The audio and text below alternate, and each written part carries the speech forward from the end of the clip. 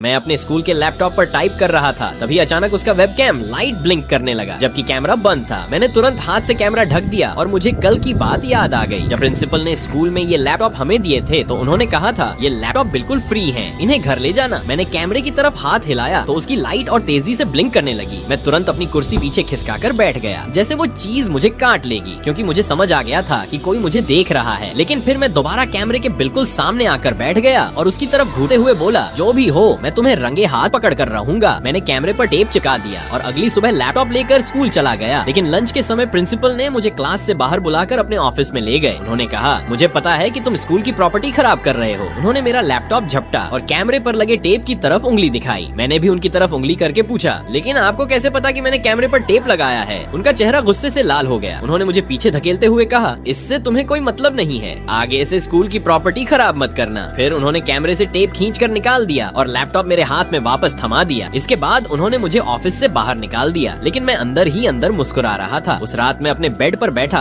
और मैंने फिर से देखा कि कैमरे की लाइट ब्लिंक कर रही थी। मैंने ऐसा दिखाया जैसे मुझे कैमरे के बारे में कुछ पता ही नहीं है और जोर से बोला, मेरे पास सबूत है कि प्रिंसिपल हम सबकी जासूसी कर रहा है। मैंने उसे अपनी दराज में छिपा कर रखा है, लेकिन कल मैं ये सबूत पुलिस को दे दूंगा। इसके बाद मैंने अपना लैपटॉप बंद किया, सच में पुलिस को फोन किया और उन्हें बताया कि एक आदमी मेरे घर में घुसने वाला है। कुछ मिनट बाद मेरे कमरे की खिड़की धीरे से खुली। मैं बेड पर लेटा रहा और अपनी सांसें बिल्कुल सामान्य रखने की कोशिश करता रहा। तभी किसी के कदमों की आवाज मेरे कमरे के फर्श पर सुनाई देने लगी। मैंने हल्की सी आंख खोली। वो प्रिंसिपल था। वो मेरी दराज में कुछ ढूंढ रहा था। उसकी टॉर्च की रोशनी अचानक सीधी मेरे चेहरे पर पड़ी। मेरा पूरा शरीर डर के मारे जम गया। मैंने चादर को कसकर पकड़ लिया। तभी वो मेरे बेड की तरफ बढ़ने लगा, लेकिन तभी मेरी खिड़की से लाल और नीली पुलिस की लाइटें दिखाई देने लगी और अगले ही पल दो पुलिस वाले दरवाजे से अंदर घुसे और उन्होंने प्रिंसिपल को फर्श पर पटक दिया। मेरी उंगलियां आखिरकार चादर से छूट गईं। प्रिंसिपल को हथकड़ी लगाते हुए वो चिल्ला रहा था, ये मेरे लैपटॉप हैं, मुझे इन कैमरों का इस्तेमाल करने का पूरा हक है। मैं बेड पर बैठा और बिल्कुल सामने से उसकी तरफ हाथ हिलाते हुए बोला, मैंने कहा था ना, मैं तुम्हें रंगे हाथ पकड़ूंगा, और मैंने वही करके दिखा दिया।